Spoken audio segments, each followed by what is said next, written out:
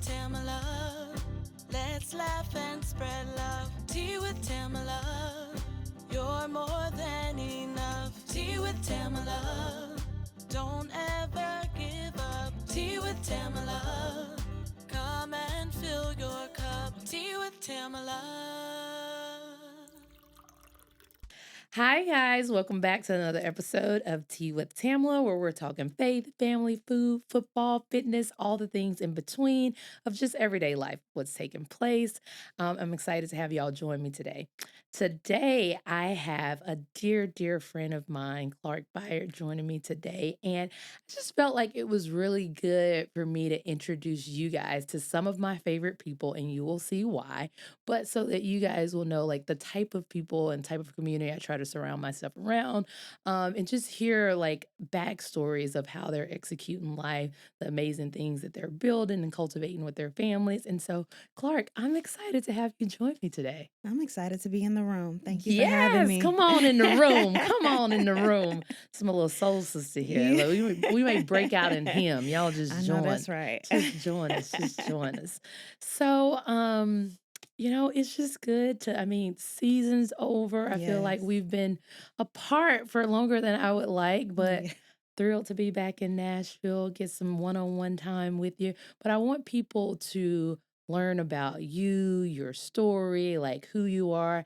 Um, I've had the opportunity to bring different wives who kind of live a similar lifestyle as I do, you do. And one of the things I want to be intentional about is people hearing like our stories and not Mm. just seeing us and painting a picture of who they think we are, how the media say that we should be, but to really get like to the root of like who the women are behind these dynamic forces that they see, because we're Mhm. wifers, Yeah. like we Yeah. managing things. I always tell Demari, I'm like, you know what, you're like Mickey Mouse. Like, I'm wifager and everything, and then I give you like a Mickey Mouse suit and Yeah. send you out, and then Yeah. you get all the claps. I'm like, Yeah.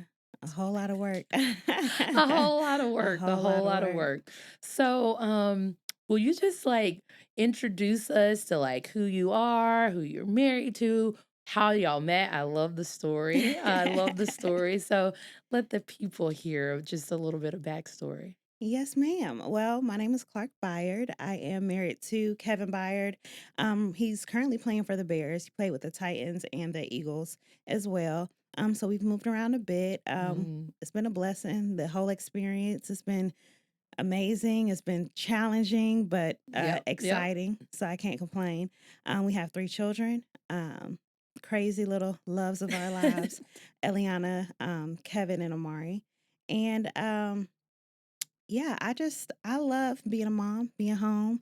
I love doing work with our foundation. Mhm. And I love talking to moms about healthcare, maternal healthcare. Had a lot of crazy birthing experiences. And so I feel like now I'm just on a mission to tell everybody, like, save yourself. Save So, yourself. I'm like, I coulda used some of that.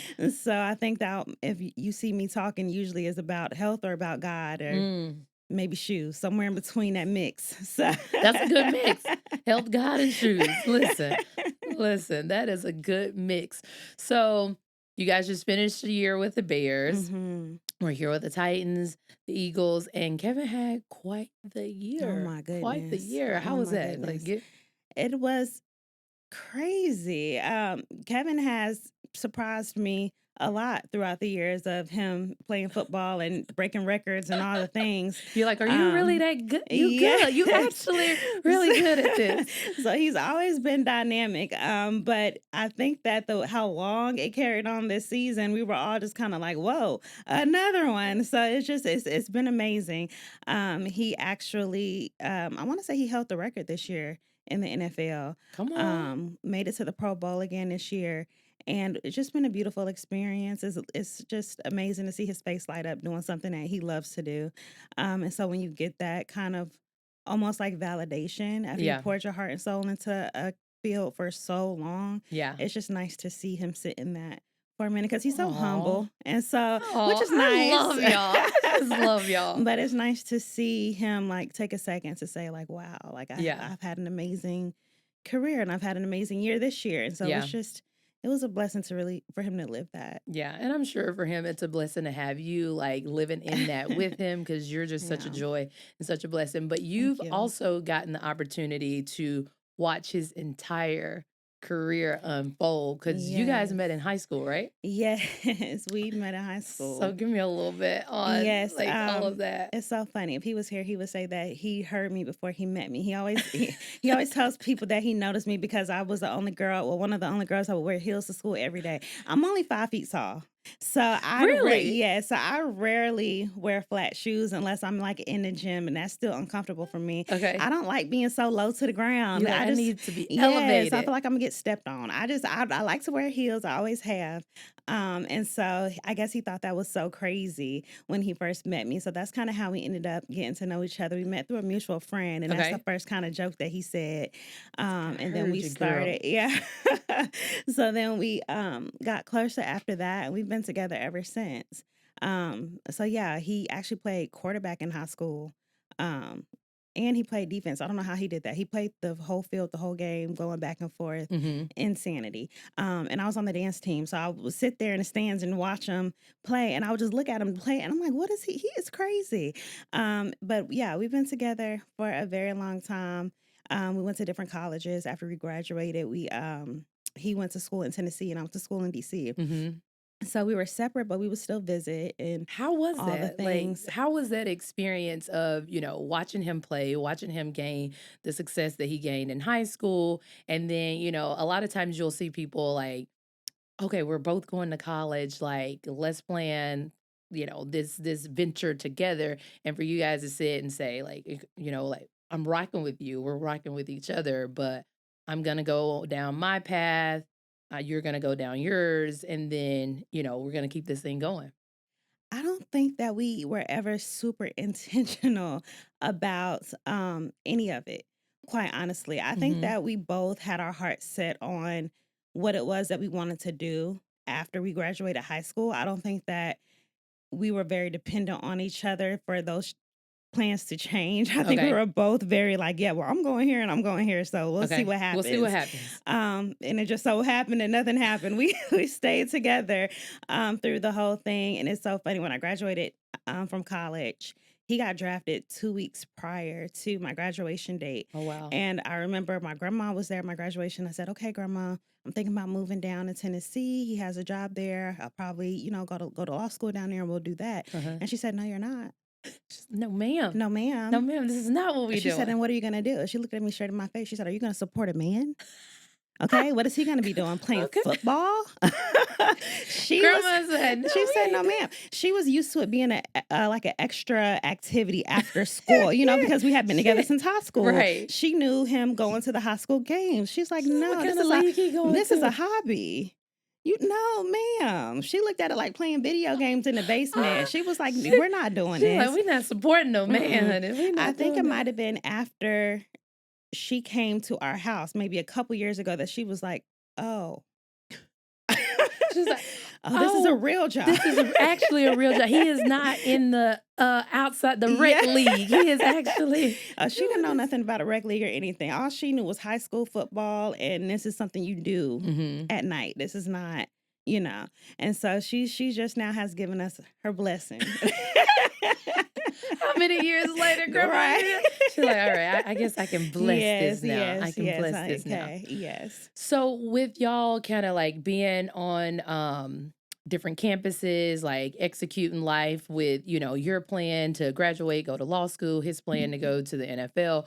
What was that transition like to say, you know what, like, yes, I'm actually gonna do this. I'm actually gonna, relocate to Tennessee and support what he's doing. Did you like have in your mind that you were gonna have to make some major life transitions, or were you just stuck like, I'm gonna support him, but I'm gonna go to law school?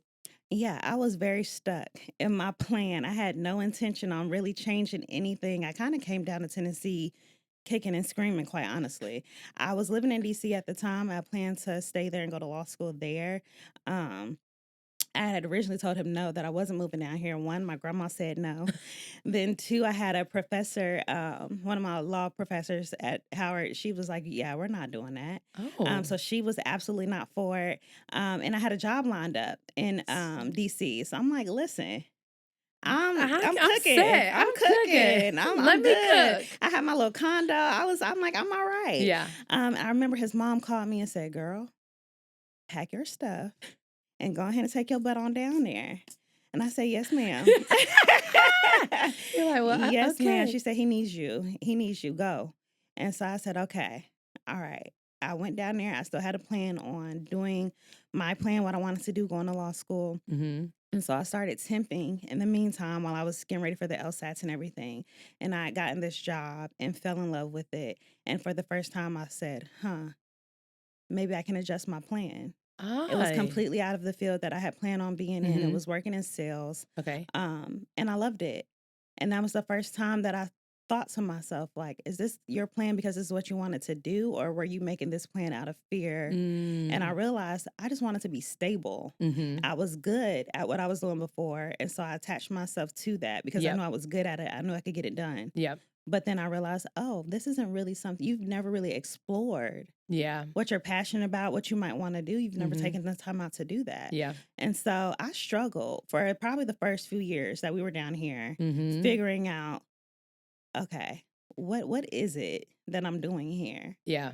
So it was hard. It gets challenging. I think a lot of times and like even for myself, like I struggled for years, for Mhm. years and years. And like you mentioned, I think sometimes when we are like strong women who kind of have a plan for our lives, we have this independence where we're smart, like we're educated. There are all these different things that's building like the woman that we are, the woman that we're aspiring to become.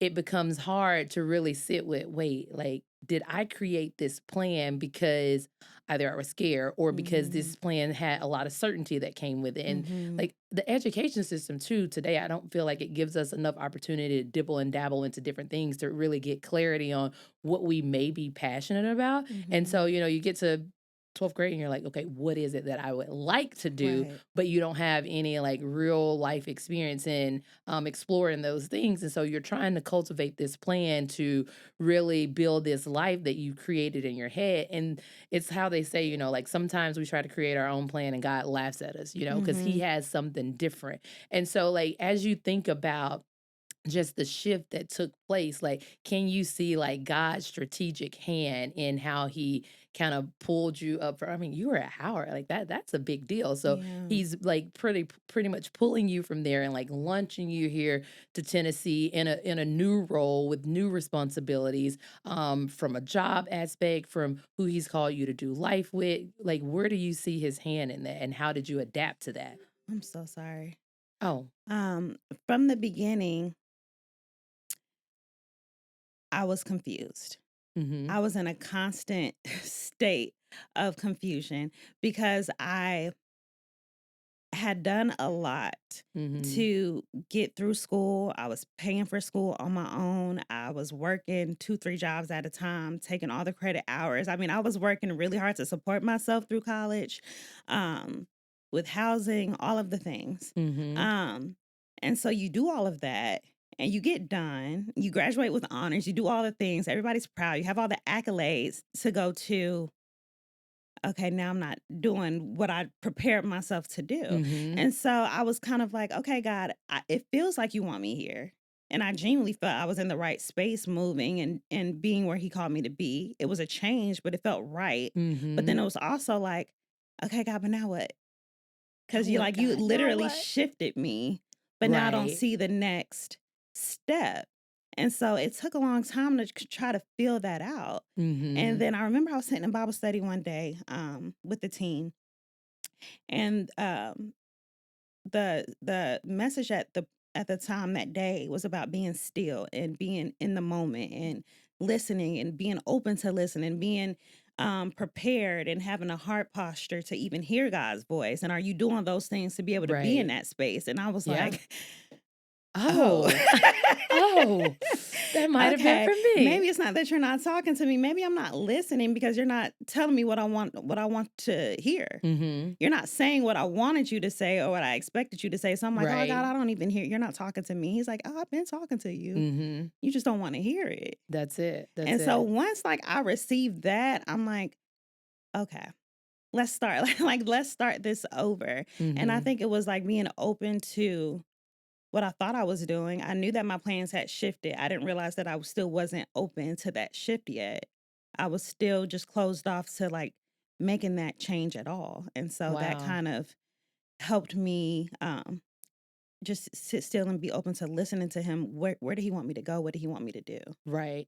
And that's the thing. I think a lot of times, like, God's talking to us, and it's hard to discern the voice of God when our voice becomes louder than His, or people on the outside voices become louder than His. And so, a lot of times, it's in that sitting that we actually hear Him, and we actually learn how to abide in Him, and we actually learn how to take the necessary steps to move forward, which is challenging because I don't like being uncomfortable. I don't know Yeah. about you, but I'm like, Yeah. I don't like being uncomfortable. And he's like, Yeah. you got to get comfortable being uncomfortable because Mhm. like what I'm calling you to, what I'm pulling you to is so much bigger than what you can see. And so you look at your life and you're like, God, wait, your plan was so much bigger than my plan. I couldn't have Mhm. written this any better, Any better. even when it comes with some hardships, because I think a lot of times people think when you're following and pursuing God, things are easy. Like, how do you really deal with being able to say, like, God, I hear you. And although it's not easy, like, I'm going to keep blindly following you. I I find comfort in not knowing what God is doing. Mm-hmm. I think in my mind, if I can figure it out and if I can wrap my head around every facet of it, why am I serving you? Mm-hmm. Then you're not God. We're on the we're on the There's same level. We're in the same playing field. Yeah. So I think that me surrendering is also me saying, I know that I'm not going to know. And I know that I'm not going to be able to understand some things because I'm a human. He's not man. And so I feel like it just points to how great he is. Right. When you're in those moments and you can't figure it out and you can't put A, B, and C together. And it's just like, but you're so great that I know that Mm-hmm. whatever it is. And then sometimes, honestly, I have to take myself out of it because I'm not the only person in the world. And sometimes, like if I'm going through That's certain deep. things, it might be pointing to something that needs to minister in somebody else's life, or it might be something that is character development for one of my children to see. And I might just be sacrificing that time. And that's okay, Right. because everything is not about me all the time. Yeah. And so I think that sometimes I just have to be okay with not having the answer Mm-hmm. all the time. And Yeah. just like taking it day by day, asking God for it, like, just please give me my daily bread, like for today, and just praying that I'm doing a good job of stewarding what it is that He's giving me, Mm-hmm. and then letting everything else go, Yeah. honestly. Yeah. Come on, minister. Minister. Oh, come on. I'm gonna need my church shoes on. Like, Girl. like, my grandma used to say, won't he do it? Yes, He will. Like, won't he Yes, do He it? will. That's it. I mean, that's so good though. And when people are on that faith journey, it requires you to constantly die. Mm-hmm. Like over and Every over. day. I'm like, how many times do I have to die? And it's Every like day. daily. Every Like day. daily I have to die. Every And single it day. gets so hard because you got your flesh, you Mm-hmm. got the world, you Mm-hmm. got all of these different things that's competing for your time, competing for your attention, Mm-hmm. competing for how you make decisions. And it's like at the end of the day, it's like I gotta choose God. Mm-hmm. Gotta choose God. Every day. That's why it trips me out when people say, like, oh, I don't like Eve. Like, Eve did this. Eve cursed us. And I'm like, y'all do realize we do the same every single day. We're all doing the Mm-hmm. same thing that she did. That was the whole point. It's like more about human nature than it is Mm-hmm. about what Eve did. That's Right. all of our nature. We do it every single day in different Mm-hmm. ways. And so it's kind of like looking at yourself like, uh-oh, I'm doing this again. I'm Uh-oh. trying to take control again, which I'm struggling with that again right now. Right, Of right. some different things in my life that I know that I'm not in control of, Mm-hmm. and I still have yet to just let it go. Yeah. And that's a lesson I keep learning over and over and over again. And it's Mm-hmm. like now it's just not saying that I won't do it anymore, but more catching it in the beginning stages of, oh, here I go again. I'm sorry. Take it, guy. Like It's just catching yours. it. It's Yeah, yours. just catching it because it's gonna keep happening. But like, let's catch it and release Right. it. Yeah, no, that's good. That's so good. Like it's so important for us all to remember if we're attempting to choose God, just choose him. Like Mm-hmm. don't even just surrender. I mean that's the easiest thing. I'm like, you know what? I would have Yeah. been like so much better off if I just would have surrendered. But then there are other times like where we have to learn these lessons in the choices that we're making, and we have to really sit at his feet. If it's something that's flesh related, then we have to be led to conviction and repentance, and knowing that the life that we're living is one that he's entrusted us to be able to walk with it. Like, he gives us a choice, obviously, but he's like, I want you to choose me. And as you choose me, like, I have something so great in store for you. And it's not going to look like what you're pursuing. It's not going to look like what you're desiring. It's going to look like what you put on your doodle pad. And it's hard to like give that, here are all the dreams and goals and what is it, 5-year plan, 10-year plan, vision board. Like, I'm giving that all to you, God, and I'm gonna like allow you to order my steps. And as you go, I will blindly follow. Exactly that. I mean, that was me. I had everything. I mean, coming from Howard, they're like, you're walking around campus with business cards. I don't even care if you don't do anything yet, okay? Come You have a on. business card with your name and your number. You might meet somebody that'll change your life in 2 seconds. Like, everybody is just prepared to pitch. Prepared. Everybody has an elevator pitch. You stand up in class, you're like, hi, my name is Clarke. This is my major. This is what I plan to do. Like, that is your intro to answering a question. So, like, you're prepared for every single thing. So I was prepared to be prepared, So like that was me, very type A. Yep. So coming out of that, and God is saying like everything, good job. Good job. Great. That was great cute. job. That's That was so real cute. Love the little business card you I'm gonna let you created. finish. Okay. But now I need you to go over here and do something else. So I'm just like, wait, what? But it's been a blessing, and it kind of furthers your relationship with God, because to be able to be open to fall down like that and to like free fall like that and like know that not only is he going to catch you, but he's like literally moving the wind to put you where you need to go at the same time is like so humbling that it's almost like there's really nothing you could probably throw at me to where I would feel super duper defeated, because I know that at the end of the day, it's all for his good. I remember going through a course and the woman asked the group, would you rather be faithful or successful? Ooh. And I said, oh, ma'am. Oh, would I rather be faithful or successful? That's hard. And I'm like, well, I've been working for years to be successful, but successful to who? In the eyes of who? That's dead.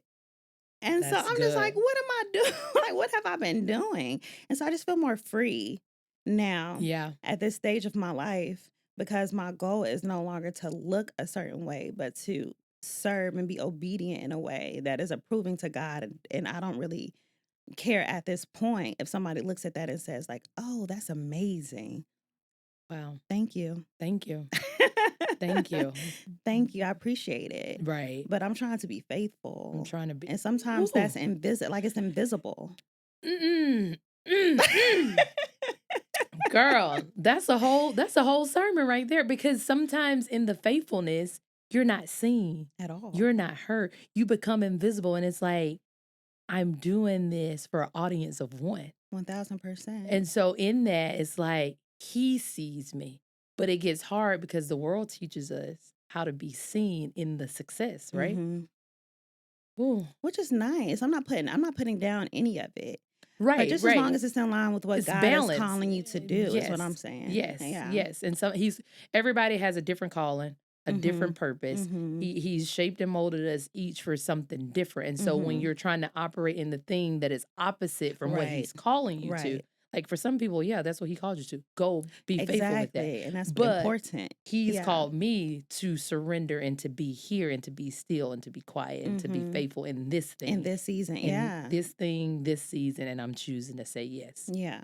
So choosing God, being faithful, being still, moving to Nashville, leaving the business cards, and all of that, getting here and getting established and getting settled, then you guys decide that you're going to start your family.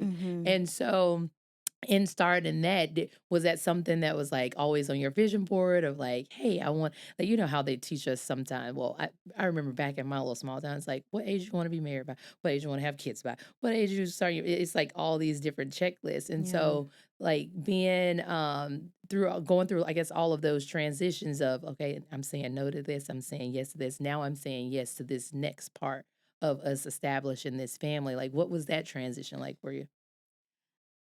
We had always planned on having a family. Kevin comes from a huge family. I always liked that he had so many brothers and sisters. Mhm. I grew up an only child. I have siblings now, but they came by the time I was in college and Okay. gone out the house a little bit older. So I never really grew up like in a house with brothers and Mhm. sisters. And so when I would go over his house, I kind of got to see like the dynamic of like having a little sister or having like another, Oh, brother yeah. like next to you and like all the different what he was called say it was chaos. But I was like, oh my gosh, this is like kind of crazy and I like it. And so we had always looked forward to having a family. I don't know if I was ever in a rush to get Okay. started. Because like I said, in the beginning, I was still very much like on my own timeline, on my own plans, my own Mhm. thoughts. And God quickly snaps me up every single time. And so we had my daughter first, Eliana. She was a learning experience. Okay. Um, she I had cholestasis with her.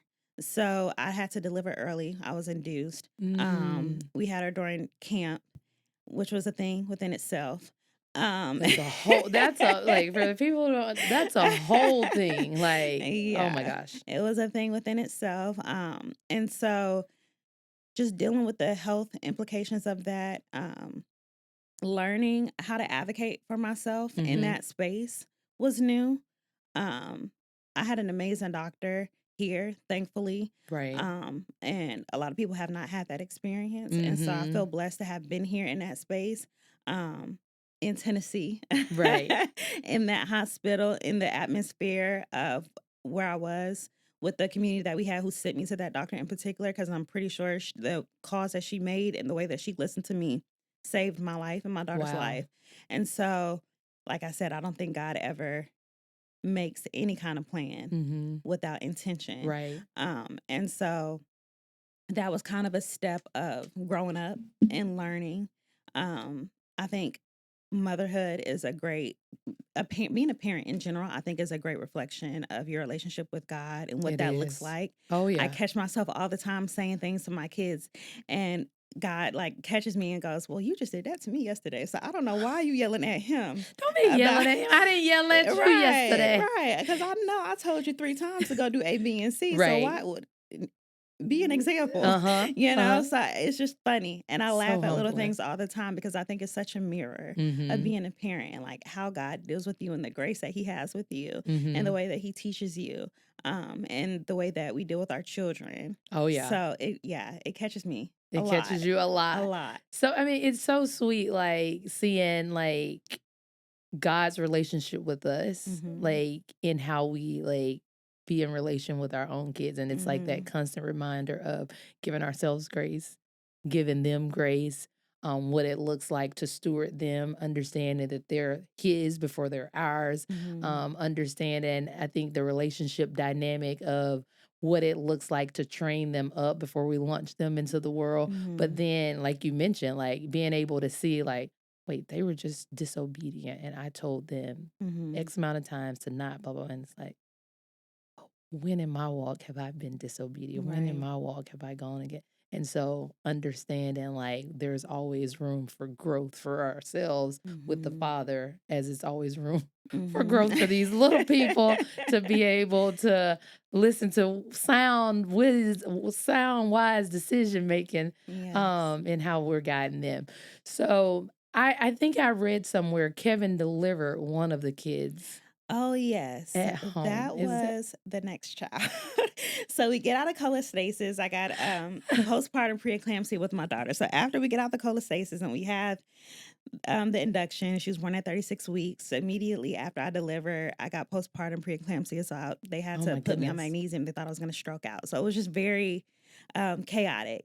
But we made it. She made it. She was 4 pounds, but completely healthy. So she came home. Oh. She was the smallest little thing you ever seen in your life, and she's so cute. And I would just sit up and watch her and put my finger under her nose and check if she was breathing. I was so scared, I Oh. didn't know what I You're was like, doing. I "Oh was like, "Are you god. breathing? You okay? You Wake okay? up. You all right?" Just give me one little Yeah. curl. Let me Oh, make okay, sure okay. you Shh, go back to sleep. good." But yeah. So then the next child we had, my son. They're actually a year and a day apart. Oh, wow. Exactly, but mind you, she was born early. She was born a month early, so we couldn't have planned their birthdays close together like that if we wanted to. Okay, okay. So he was born the day after her 1-year-old birthday, at home. It was COVID. It was camp again. And Camp babies. camp babies. And shout out to God again. The only reason why Kevin was home, because, in camp, they usually have to leave and stay elsewhere. And the only reason why he was home because it was COVID. And so they couldn't stay together. They had to Right. be apart. And so thankfully he was actually sleeping at home. And I went into labor, but I didn't have any pre-labor. So I didn't have my water break. I didn't have any pre-contractions, which I didn't Ooh, know what that looked like anyway, because mind you, I you had been induced the induced. first time Oh my and gone goodness. early. So I hadn't Okay. had that experience at all. But I went straight into active labor. He was sleeping because he had to be up at like 5 o'clock that next morning. And we had just had my daughter's birthday the day before. And I'm yelling, I'm Kevin. And he's like, you okay? And I'm like, absolutely not. I'm actually not I'm okay, sir. in labor. He's like, what? So he gets down there. He's like, okay, we're going to go to the hospital. And I said, sir, I don't think we're going to make it. And he's like, babe, people don't have babies at home. Like, I'm going to go get your pants. He went out to the car, put the car seat in the car. He's going through all the motions. like, He got my bags, put it in the car, my birth plan. I had it in the binder, laminate. I was ready. I had He's like, everything. I got all the Yes, plans. girl, I The had seat. flameless candles. And I was like, we're doing it right this time. I had a sound machine. I had music queued up. I had it set, decked out. None of that happened. None of that. So My we called the goodness. doula on the phone because at that point, after my first experience, I said, I had a doula with her. And I said, I'm never having another baby without a doula because I just think it Oh, wow. adds a layer It does. of Yeah. protection and support. Yeah. Sometimes translation for families, depending on what's going on medically. Yeah. So we had a doula and he had called her and they're on the phone and he's like, no, we're going. I'm like, we're going back and forth. I'm like, I can't move. He's like, we're going. I'm like, I can't move. And she Get in the goes, car. yeah. And she's like, well, Kevin, just take a look down there and tell me what you see. And I just heard him go, oh my God, the head. And he was crowning. He was already like literally coming out. Oh my And what people don't goodness. understand sometimes, and I know your body will naturally push by itself when it's time. Like you'll start It's like, contracting and actively yep. push by It's itself, like, I'm not doing anything. It's just especially on a happening. second. And so I'm already pushing. The baby's coming out. And so he just had to snap into it. And I thank God that he did not pass out every single day because I don't know what I would have done if he had passed Oh, out. my, But yeah, he delivered him. He oh held my him out. goodness. On the street that we lived in at the time, the neighborhood was kind of being gentrified. So all our neighbors were older people. It was a lot of retirees in our neighborhood, in our cul-de-sac. I think we were probably the only ones there, probably under 50 at the Oh, time. wow. So we would have, this might sound bad, but we would have ambulances in our neighborhood all the time for various reasons. And so when they saw the ambulance coming to our house, everybody was like, oh, what is going on? So by the time I gotten out, the EMTs had gotten there, but we had already had the baby. Everything was done. Oh my And goodness. so we get out and they are pulling me out on a stretcher. And it's a picture of Kevin holding little Kevin. I'm in a stretcher going in the ambulance in the back. And like all our old little neighbors are around, like, Oh, yeah, it was like a Lifetime set. They were like, yeah, you go, girl. Go, girl. You done had that Yeah. baby at home. I mean, it's dark, midnight, and everybody's like Oh yelling. It was my like the craziest goodness. experience. But yeah, he came out healthy. Thank God. Praise the Lord. No complications. They sent us in for observation for 24 hours and sent us home. And Oh my goodness. he was good to go. Good to go. Girl, you're a rock star. So, I mean, oh my God, I can't. Demario would pass out. That's point blank. Like, I used to always say, I'm like, if I ever go into labor, I'm just going to go in the bathroom, run a bath, and get in the tub and deliver the baby myself because I'm like, he gonna pass out. Yeah, I don't know. I don't know what I would have done. I was literally just on the bathroom, all fours. I could not move. And the reason why I couldn't move is because he was crowning and I didn't realize it. So I literally could not move my legs, like other Oh, than wow. like crawling. And I'd never done a natural birth. I didn't mean to do one that time. Like, So this I was an wasn't accident. prepared for anything. So, but I mean, it didn't last longer than an hour. He was, Really? yeah, I want to say maybe 40 minutes Oh, wow. and out. That's So, impressive. yeah. So, I mean, we handled it. He's Y'all here. got that handle. He's running around today. Y'all got happy and that healthy. handle. Got that. Oh my gosh. Wow. Yeah. Superwoman. Oh, I'm trying to, I'm just like, okay, baby at home. Yeah. So we had originally planned to name him, I want to say Isaiah, maybe. Yeah, but after that, yeah, he's Kevin the Fourth. He is. We gonna name you after Yeah, the daddy that the delivered you. designated MD. He is Kevin the Fourth now. So So was that awkward? Like afterwards, like was he like, man, I can't believe I did this? Like, I'm sure he probably still can't believe that he did that. Like I said, I was still at that point, the queen of all plans. I had the birth plan laid out. I had knew what shots we were going to do, what vitamins I was going to let him take, what tests they could do, what tests they couldn't do. I mean, oh wow, outlined you were everything in a detailed. binder. I had everything ready to go. And that's another reason why I'm like, listen, I don't care what plan you make, God, every single time. he Every like, time. I mean, he gives me this lesson over and over again. And so now it's just like drill, like he's like, that's cute. That's a exactly. cute binder. Girl, all the I things, matching outfit. I mean, all. I have my own hospital gowns I bought that were comfortable and 100% organic cotton. I mean, all the stuff. Never touched it. He's Okay. like, yeah, no, you ain't wearing that. You And none of that. He's like, you don't need. He said, I was in the manger, honey. You don't need no 100% organic. You're doing a lot. Okay, you're doing the most. But we gonna humble you a little Right. bit. You're doing a little too much now. Doing a little bit. So with having like different birthing experiences with all of your kids, probably different pregnancy experiences too, how has that like really played a part in like your passion for women who, go through different things, whether it's during pregnancy, postpartum, you being able to advocate for yourself and knowing like the blessing that was, how does that position you to now want to be able to advocate for other women or teach them how to advocate for themselves? I think that what happens is is that I meet so many women, Mm, whether it's volunteering in certain spaces or just being out in certain spaces. And like some of these stories have been in the newspaper or on like online articles or things like that. And so people will ask me about different things and we start having these conversations. And what I noticed and what would shock me is how many of these things are so familiar to so many different women, mm-hmm. but then that woman feels like they're the first person that it ever happened to. And it's because we don't talk to each other Yeah. and we're not speaking of these things. Or like people are struggling with breastfeeding and they feel like they're the only one because on Mm-hmm. Instagram, people are making 17 tons of milk and they're like, Like, here, you can oh. have some too. Like I'm selling it, you know? Like they have all this stuff. And then like there's Mm-hmm. girls out here that's really, really struggling, but nobody's talking about that side of it. But it happens all the time, and I feel Right. like what gets me is that women feel so alone in that space and in that process, especially now that people live so far away from family now. Yeah. We're Yeah. all kind That's of a big thing scattered. It now. used to be more like a village, and everybody's kind of scattered now. Mm-hmm. And if we could just open up a little bit more and Right. provide spaces for women to talk more to each other, I think that we would feel more supported. Some things wouldn't catch us so off guard because we would have had heard that experience before, Mm-hmm. and how maybe that person handled it or what they could have done to handle it better, Right. Yeah. or whatever the case is. And so I think just even bringing it up in conversation for me is a step because it's like I had cholestasis. I'm reading one day on Instagram, Tiana Taylor had it.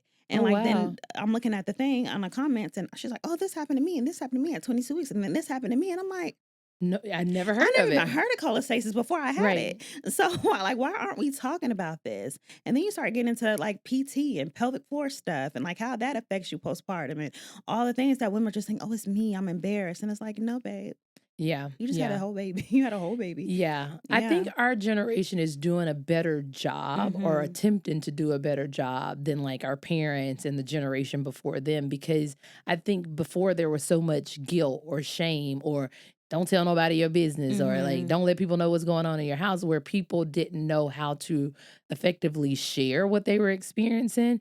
And so then because nobody's sharing, then nobody else is getting the opportunity to gather that information to be able to prepare or be on the lookout for because I'd never heard of it either, but Mm-hmm.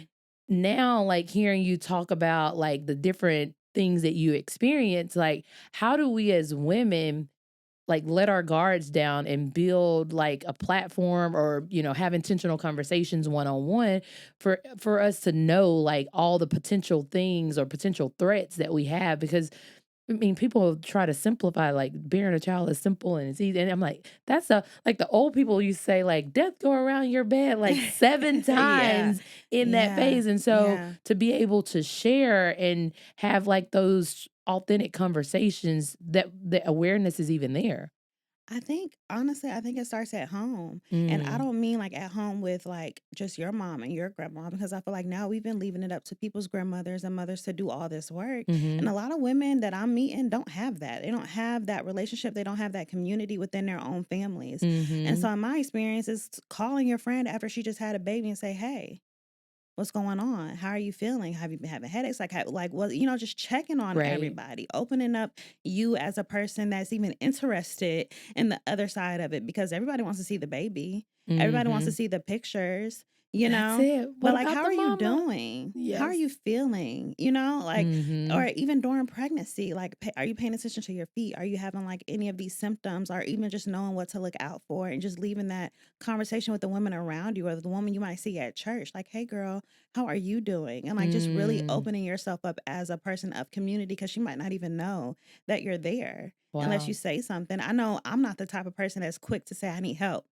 But then I've had Yeah. women show up for me. I'm like, dang, I didn't even know I needed that, but I Yeah, I needed you here actually did today. thank I you needed to for see you today. Thank right. you. Yeah. And like them just being proactive and doing that, I think made a world of difference for me and how I dealt with some of my pregnancies. Like the women here have been just Yeah. dynamic. And I wouldn't even have thought to say, man, can you come over? They're just like, hey, I'll drop it off at your door if I have to, but I'm coming, Mm. And I think being that, like Yeah. doing that is just like a step. That's huge.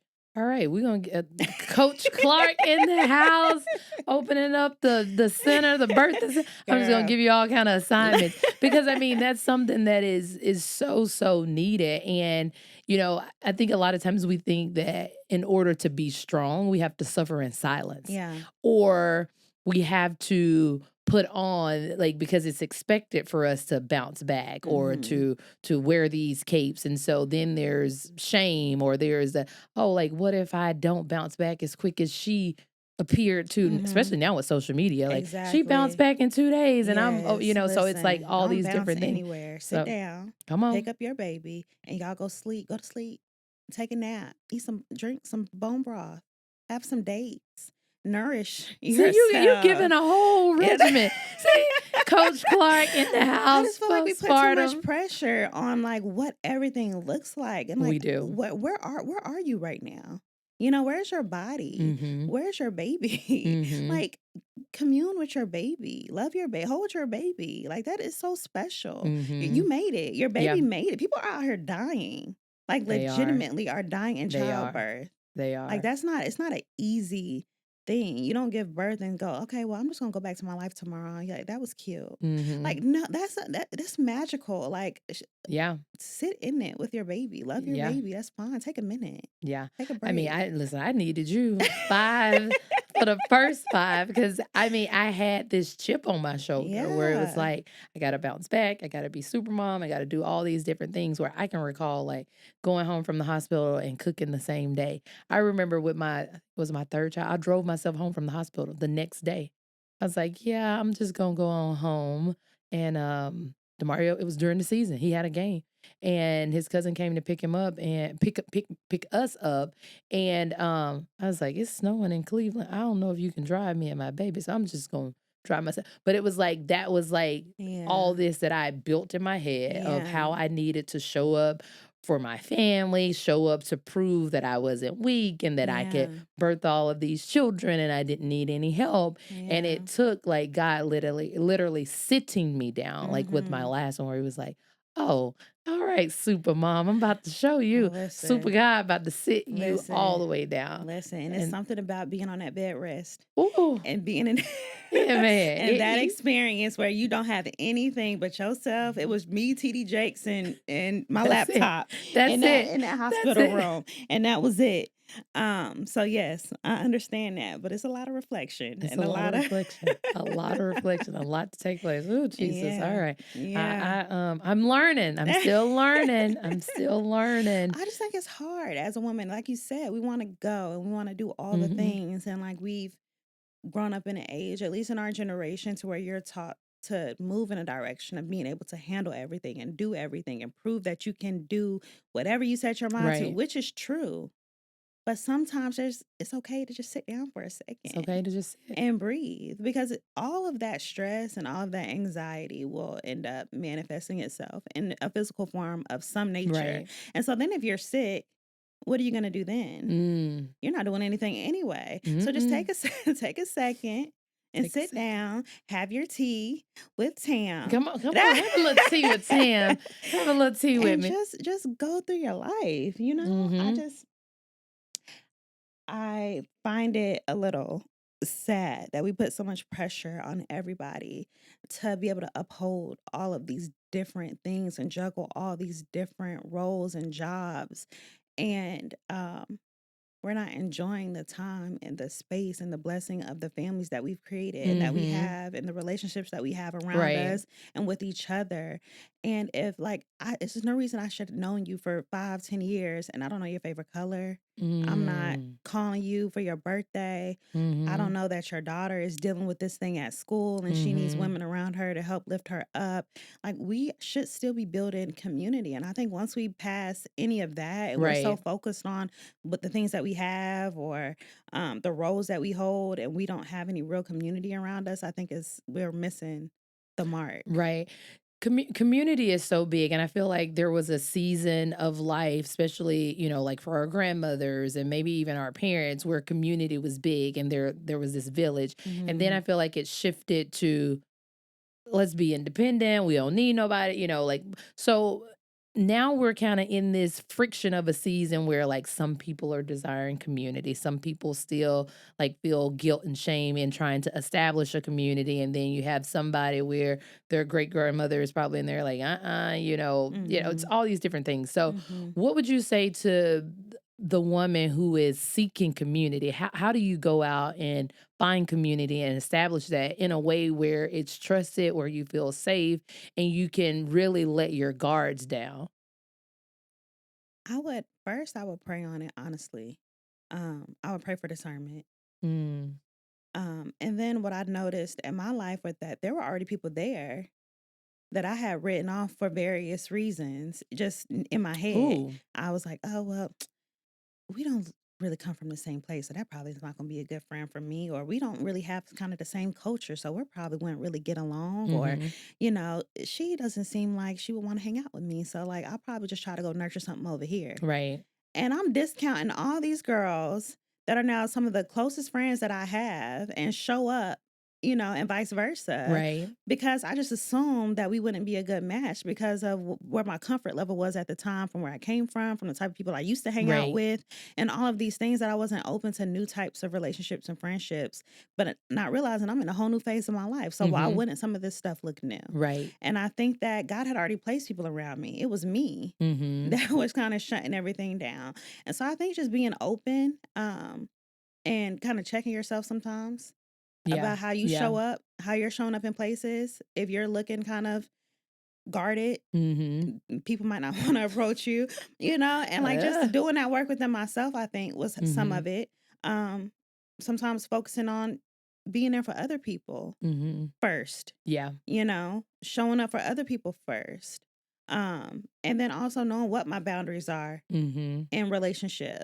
So I don't have to be guarded all the time, because it's Right. just some things just won't get there because we have boundaries that I already have in my own life that are set up. Yeah. And I think sometimes when you don't find community, sometimes it's a lot of inner work that needs to happen first that's preventing you from being able to nurture some of that. Mhm. Um, but sometimes I know in our life, we move around a lot. And so then some of it is you're really Oh, just in a brand new place and you really just don't know anybody. yes. And so I think showing up to some of those events, Bible studies that the teams usually have, the Mhm. luncheons that they have, I think when the kids are in school, meeting some of those parents and doing play dates with the kids that, get along, Mhm. has been great. The activities that they do, because that way you can kind of see families together, Right. which I think is important for the kids. It's very Yeah. important for And so I sure. think just like taking advantage of the opportunities that you're already naturally in, because like minded people are usually in some of the same spaces, and Yes. trying to just find people within those spaces that you naturally frequent and just see what you can get from there.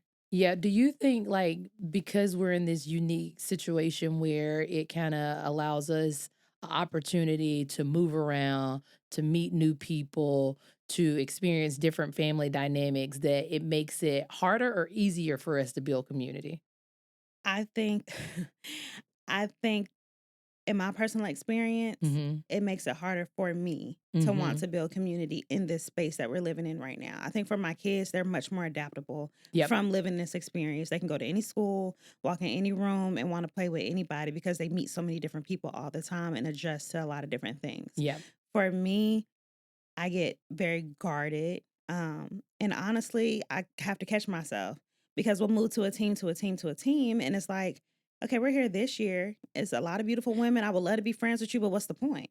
Yep. Because we're leaving next Because year, I might possibly. be here for 3 weeks. Yep. And so Yep. now I told you my grandma middle name and all the stuff, and I might not ever see you again. Right. So Right. it kind of is a little disheartening. And I feel like sometimes I kind of turn myself off and I get a little guarded at point because I'm like, you know what, I'm just here to do my time Yep. and I'm out. Okay. It's like a But I sentence. need to not do that. My husband told me this the other day, and he's like, listen, you never know why you enter into somebody's life. And so sometimes you need to open yourself up, and it might not always be for you, it might be for the other person. And so sometimes you Mm. just need to, he checks me Come on. sometimes and I'll check him Listen. sometimes. But like, Come on. it's like some stuff just goes past you sometimes. And Right. some things go over my head. Mhm. And I find myself just being head down during the season a lot, especially as you get older in the league. Yes, because you feel like you've aged out. The Yeah. league is getting like, I'm like, oh, I'm the oldest person on the team, and Exactly. it's getting younger. But like, I mean, I guess, man, thank you, Kevin. That was the word for me too, because I'm like, don't nobody want to hear what this little old lady got to say, Yeah. like, because it looks Yeah. different now. I feel Yeah. like from when we entered and like what it's transforming into now, like it looks a lot different. So it Mhm. makes you like, I'm kind of the same way. I'm guarded. I sit back. I observe. I either find my people or I don't. Mhm. I'm okay being at home by myself. You ain't gotta Yes. talk to me. You ain't gotta send me no fruit basket. I am Nothing. okay. I go to Trader Yeah. Joe's, get my own fruit. Like that's just kind of some of it. But like just hearing that, it's like sometimes it's not even for you and what you can gain, it's what you can give and the value that you can add. And so Yeah. that's a whole word in itself. Yeah, I mean, it's important. And it's a part of that conversation of community and building community. And Hmm. sometimes you might just be the person that needs to be the placeholder for somebody else as they're getting comfortable in that space. Because if she is younger than you, she might be there longer than you. So she might just need help finding her footing. Even if Right. you're not going to be there to see all of the growth, you might just Seed be there to planting, help. Yeah. seed planting And and so I'm watering. like, okay, Okay, my bad. my bad. I can do better. I can do better. Yeah. Yeah, I think Yeah. I guess I could do better too, Lord. Thanks for the work, Kevin. I'm gonna take that Right. and apply it. So you mentioned like our kids kind of being a little bit more adaptable because it's Mhm. so much of what they've had to grow comfortable in. Like they don't get like for me, like my parents live in the same house I grew up in, so I never Mm. moved as a kid. Like we had the same structure, same consistency, same routines, and it was really hard for me to be able to like shift and become adaptable, which I've learned the hustle bustle. So now Mhm. I can go with the flow. But like now looking at my kids, I see like my oldest is 12. She's lived in 14 different houses. Oh, So wow. like she's used to like, like home is where you guys are. We move, we shake, we do all of these things. How has that been for your family with the constant movement? Because I remember when we first came in, and we were with the Jets, there were a lot of guys who had been on just that team for a really Mhm. long time. So I'm like, oh, like this must be a thing. Like we may be here for the entire career. And then I look Mhm. 15 years later and like we've been with multiple teams, which has forced me to move around. So it doesn't look the same now. It doesn't Mhm. look like it looked like when I first came in. And so now with having to do like all of the moving and all of shaking, like how has that been for your family? It's been interesting. The the thing that we are fortunate for is that we are in Tennessee Hmm. as a home base. And so we have like that stability of when we leave, we're coming back. And we Mhm. have people here when we get back. And we have things here that are familiar for the children when they get back, and places and church and all the stuff Right. that they can look forward to and have kind of that stable thing. I think when we're gone, what we try to do is make it an adventure. We're like, okay, if we're living in this new city, we're going to go to the museums. We're going to go check this out. If they have a new pop-up exhibit open, we're going to do this. And so it's almost like an extended vacation Yeah. as opposed I to like like, that. and so we just try to like romanticize Mhm. all of it. I think the hard part is going back to the friendships and the community because while I, champion my kids to make these great, great friends, and then it's like, oh, we're leaving, or they joined Right. this jujitsu, and now they're going to championship, but we have to be We back for got school in Tennessee, and so right. like you're missing that, So it's kind of a little bit of that. But we do have talks about why we move around, why it's important that we support Dad Mhm. and the ways that what he does supports us and how that Right. looks. And so they can understand that he's also sacrificing, but he's also doing really great things for us and our Mhm. family. That's Um, sweet. and so it's just helping them put things into perspective. I mean, they're young, so they're only going to get so much of it. Right. But we just try to champion our family and this as an experience of our family, and that we get to do this, and that is grateful, even though it's tough. Right. Um, but I think they enjoy it. They have Yeah. 2 sets of friends and, It's the adventure. yeah, The yeah, adventure is fun. I mean, I feel like it gets harder for me sometimes than it yeah. does for them because I'm like, I just want to sleep on my good mattress. Oh my I just goodness. want to sleep. Yes, you have everything where you like it, everything where Right. you set up. You have Yep. your little spot that you put your rings in on. Like it's just Yes. like the routine The of it all routine. And you're like, is like makes it tough because Yep. you get stuck in your ways and you enjoy your little cubby position on the couch and like all Mm-hmm. that little kind of stuff that you don't have. Yep. But it's also an experience to try something new and to Yes, see for new sure. things and different cultures and the way different cities are set up and Mm-hmm. stuff like that. So we try to do a lot of exploring I around. like that. Yeah. Need to do a little bit more exploring. I'm like, oh, we're just I counting know, down. it's tiring. It's yeah, it gets exhausting. Yeah. So like for you guys, because you do like a school here in Tennessee and then you do a school in Chicago, what is Mhm. that like for you with like getting to know different teachers, the kids kind of getting to know different teachers, understanding like different curriculums and things of that nature? Like has that transition been one that you appreciate? Like if there's a mom who's like wrestling with trying to figure out, do I stay still or do I go and support my husband and like flip my kids between schools? Like, how did you come up with that decision to like, hey, I'm packing up again, Lord, Mhm. you sending me on this mission to Mhm. be in oneness, on one accord with my husband, to support him in what you've called him to pursue. So that means we have to be adaptable in this area. Like, how does that work? And what would you tell someone who's kind of like trying to determine if that's the right road for them? I think for me, and for my husband, I don't know how well we would do separated. Mm-hmm. And not just he and I, but also our children. Mm-hmm. We do a lot together, Together. and they're used to seeing him coming home. And even though during the season it's not a whole lot of time, it's still a difference between nothing and the couple hours that he does get to see them and them Mm-hmm. going to the games and prepare for the games, or when he can try to get off a little bit early and Right. sneak out to a field day or whatever the case is. Okay. If That's there's a sweet. chance like for those opportunities, I would prefer to have that than to Mm-hmm. have nothing at all. And I think that's more important than the inconveniences of my bed and my sheets and all Yep. the things that I like and my pink dishes that I got on sale, and all the stuff that's in my house. Um, I think that if this is what's on the menu for us, if these are the cards that we've been dealt at the time, you can just do with what you have right then. And I think we just try to make the best decisions for what's in front of us because we're Right. never gonna know That's it. which decision is better. And so I just don't think that there's ever a great answer. I think you can just do what you can with the information that you have at the time. Yes. And then if you have to adjust, adjust. Yeah. But for right now, what makes sense to me is to keep our family as a unit and to continue to build those bonds. My children are super young, and I don't think Mhm. they're ready to like process, I love Dad, but I'm not going to see him for 6 months. I don't think they're ready to process Right. that. Yeah, And it's I don't hard. want them to.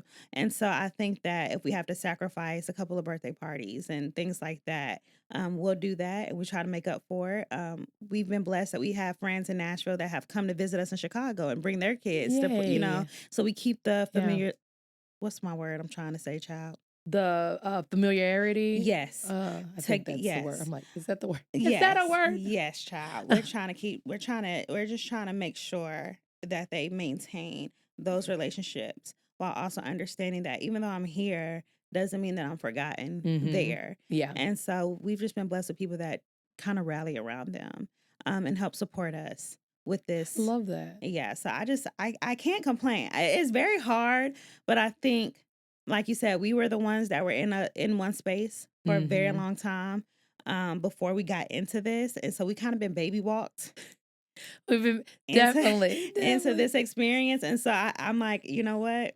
I'm just gonna take what I got, and I'm gonna be quiet because it could be a whole lot of other stuff going on, and Could be, I don't want to woo, give God any impression that I need some right. other He's experiences. like, So "No, let me go God, I ahead am and good. Thank I'm you. good, thank you. Amen. Just I'm gonna follow. pass on by me. I'm I, straight. I'm straight. I'm just gonna do what you call me to do. I'm not gonna Yes, honey, no complain. more lessons. I'm No. good. Thank you. Hallelujah. It's I'm like, good. it's like that one meme. It's like, I don't want the strong soldier package for Listen. 2026. There you I think go. I'm good on that list. I'm, Okay, I I'm, think I've graduated that list with all kind of honors and cords and everything. I think I'm good. I'm good for a little second. good for a little second. Mm-hmm. Lord, I am good too. I am good too. So for you guys, family mm-hmm. is important. Faith is extremely important. Mm-hmm. Building that family unit is something that is important. Advocating and helping other women learn how to advocate for themselves when it comes to maternal things. But then I mean, football is important, obviously, Yeah. but for y'all, it's always been so much bigger than football. It's like a platform that you're stewarding, but you like to be able to pour back into your community. You like to be able Mm-hmm. to invest into individuals as well. So, will you share with us a little bit about your foundation and the privilege that it is to be able to labor alongside so many great people and the work that you get to do through that? Yeah, so my husband and I started the Byard Family Legacy Fund by accident. We have been doing a lot of work around the city. Through the Titans, he kind of heard about some different opportunities that kind of touched on his heart. So we would show up and, do all the Hmm. things. And we would get in and see these organizations and the people that were running them and just, oh my God, like y'all are dynamic, y'all are amazing people. Right. Like, how can we support? How can we help? And so we would start to just go back on our own and do different things on our own. And we were at an event, and I remember a guy came up and said, I want to donate X amount of money to your foundation. Give me the website and all this stuff. And we were like, we were just happy to be here. We just wanted to help. I'm Like just here. I'm just here to serve. so we didn't have any of that. And so somebody said, well, y'all probably should just put a name and, Hmm. because y'all could be doing more. Y'all could be serving more people with additional help from others and things like that. And so that's kind of how we birthed this particular venture. And so it's all centered around God's grace. We both believe that nothing that we've ever done or anything that we've ever accomplished or made it through, everything had at least one person that said, hey, let me help you. Or, hey, Hmm. I'll open up this thing for a little bit longer so you can get in, or I'll Yep. do, whatever the case is. Somebody always showed up and who didn't have to. That's And big. so we just try to do that. Show up. And yeah, and other people's lives, whether they've been displaced, we've worked with all kind of children, senior citizens, people fighting cancer, all kind of different organizations. There's a lot of people around the city that do amazing work. Yes. And so, however we can support those organizations, we usually partner with them. We've done a few different programs on our own, but we kind of like to add another layer to some other programs that already have the infrastructure in place that are already just That's know who to wisdom. reach and can get it Yep. straight there. Yep. And so, we've been blessed to really have partnerships with some amazing people out here that just love people. They love on people. And that's just been Yeah. what's important to us. And that's big. I mean, we have these unique platforms that comes with a lot of opportunities for us to be able to advocate for so many different things, to shed light on so many different initiatives, Mm-hmm. whether it's education, whether it's health, whether it's homelessness, that like there are so many different things where when people see where our heart is and where our heart posture is with Mm-hmm. how we want to show up for those people, or be a part of whatever is being birthed, it encourages them to meet other people exactly where they are. It's teaching them how to know that there's nothing that's too big or too small. Like if someone who has this busy schedule, this dynamic, like if I can help, then, or if they can help, I guess that's how they see it. If they can help, then I can do something too. And so then it helps build our community up in a way where we're locking arms and we're standing together and we're able to move forward in how we're showing up and how we're advancing whatever that thing is, what whoever Exactly. those people are. You guys are starting 2 new things with your foundation. So tell us about Yes. that and how can people really get plugged into what you're doing with that? So we have 2 new grants that are gonna be open on our website within the next month. One of the grants is gonna be for single mothers. It is in direct correlation with the love and, admiration Kevin has for his mother. She Mhm. passed a few years ago, Sorry to hear that. and she dealt with eviction and all kind of different things on her own with 7 kids. Wow. And she fought for a lot of that time to Mhm. make sure her kids were okay. And there's mothers out here doing that every single Every day. day. Every And day. so we just want to provide some aid and some help and just say, hey, I know you're feeling alone, but you're not alone. And so we have that grant that's going to be awarded twice a year. And then we have another grant that's going to come that is directly dealing with maternal health care. There's a lot of organizations that are popping up that are providing resources. There's one here that provides free doula services Mhm. to underserved women. There's houses and sober living houses that help women and children, and also provide them with doula services as well, midwifery services, and things like that. And so we're really just wanting to help out those organizations, Mhm. provide resources for women who don't really understand how to get the best health care while they're pregnant and after, Mm. and how to best keep their bodies healthy and move through pregnancy, what questions to ask. When to go to the doctor if they're Right. dealing with complications, what signs to see, mental health during pregnancy and after pregnancy is very important. Wow, that And so is we've really just wanted to create something that'll help combat that and hopefully save some lives because the rate is mm, alarmingly high of mm. women who are passing away from childbirth due to Wow. complications that could have been prevented, most of the time, not all of the time, if the mom knew what signs to look for. Mhm. Not to put that burden on them, but sometimes we just have to advocate for ourselves when there's no other choice. Yes. And that's another reason why go get a doula, please. Go get a If you're having doula. a baby, even if you plan to go to the hospital, just so you have somebody there who Mhm. is educated and experienced and can take that off of you. So all you're doing is enjoying the process of birthing your That's baby. big. And let her say, hey, her blood pressure is too high. That's not right. Oh, it's normal. Not for her. That's too high. Let's figure out what to do about that. And sometimes it can be something that small that can save your life. That I mean, those are such great causes, and I love, like, the people that it's gonna support, but I love the advocacy that's taking place too and how you're encouraging people to, 1, apply to be able to receive some of these things, but then to be able to understand different things for the people, who are in different positions, the value that they need to be able to bring into what they're trying to do. So for me, like, get a doula if I'm gonna well, I'm not having any more kids. I'm not having any more kids. But if I were, the importance of a doula, the importance of Hmm. having people who can be alongside me as I'm going through all of these different experiences that I don't have expertise in. Yeah. So with these funds, how can people apply? And then is there opportunity for people to partner with you guys to help you guys execute this plan, to donate towards this fund? What does that look like?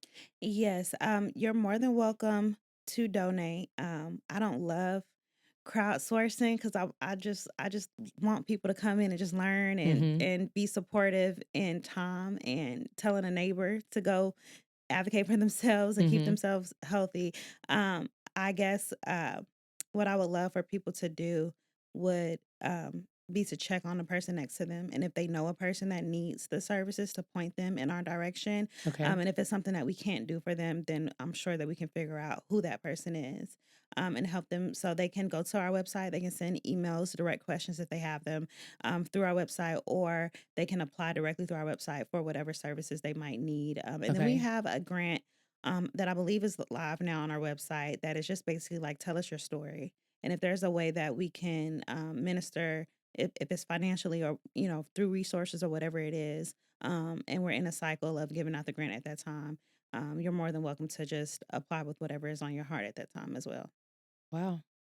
That's powerful and it's gonna impact a lot of people. Will you share again the website And we'll make sure we put it in the footnotes too for you guys to be able to grab it. Yes, our website is ByardFamilyLegacyFund.org. Okay.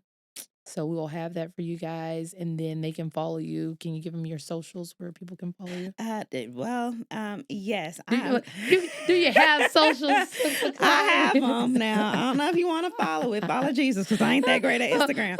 But yeah, it's not that exciting. Y'all heard her. She's a minister, so follow her. She may drop a nugget here or there. Listen, it's not that exciting. I use Instagram like old people use Facebook. It's nothing but memes and my children, and maybe my cup of coffee in the morning. So at your own risk. It's Clarke Byard for Instagram. That's all I have. And then the Instagram is Byard Family Legacy. Okay. All right. Yes. So, man, I'm so thrilled that you joined me today for this episode. Me. Thank you for coming. For my tea. You know, I love she got some tea. We gave us some good tea, y'all. Yes, I'm healed. Y'all get to see like the beautiful, beautiful people who I get to do life with, but also I think there are so many stereotypes out there of what it's like to live inside of this high profile space, or all these different things, and like we're ordinary people doing extraordinary things, and a lot of times it's so much bigger than us. Mm-hmm. It's like it's a lot of it, it's for God, and it's just like I'm just like, man, I get emotional trying to say it, because it's like He's entrusted us with this, but everything that we do is in pursuit of Him. And so y'all tune in, y'all follow, y'all get involved. Just hearing all the different things that she shared, like check on your neighbor, see if there's a way to be able to serve someone in your neighborhood and at your church. Get in church, go to church, Hallelujah. Go to a Bible study. Yes, get in the house. Get in the house. Get in the house, because this world is so much bigger than us. And I think when we learn that, and you don't have to go through all the lessons we probably had to go through to learn to surrender. Still moving through. And we're still moving through. So we have this thing that we're doing this season where we're asking people to drop a little tea. Now, a lot of times people think of tea of like, oh, give me some gossip. No, we want to give these people some real practical tools that they can walk away with, that they can live their life, or a fun fact about you that they may not know. But what's a little tea nugget that you would leave our listeners with? A little tea nugget. Or tea sip, what do we want to call it? I guess my tea would be give it up. Just give it up. Give it up. Give everything up. Like, just surrender yourself to the plan that is over your life, and be active in pursuing that plan. And just don't miss your mark, because we all need you to be who and where you need to be. Wow. Yeah. Because sometimes it's for other people. Yeah, and we all work together. Other people's freedom is on the other side of your obedience. 1000%. Thank you. You said that well. Yes, ma'am. Yes. That's it, people. Let's get some people free. Yes. Well, thank y'all for joining us for another episode. Again, these episodes drop every Wednesday at 5 p.m. You can find us on Apple, Spotify, YouTube, you name it. We got it. Just download it. Get locked in. You can also follow us on all social media platforms to see all the things we have going on in between sessions. Thank y'all for joining us. See you soon.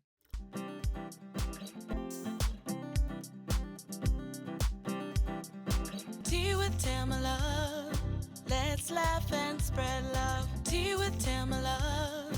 You're more than enough. Tea with Tamela. Don't ever give up. Tea with Tamela. Come and fill your cup. Tea with Tamela.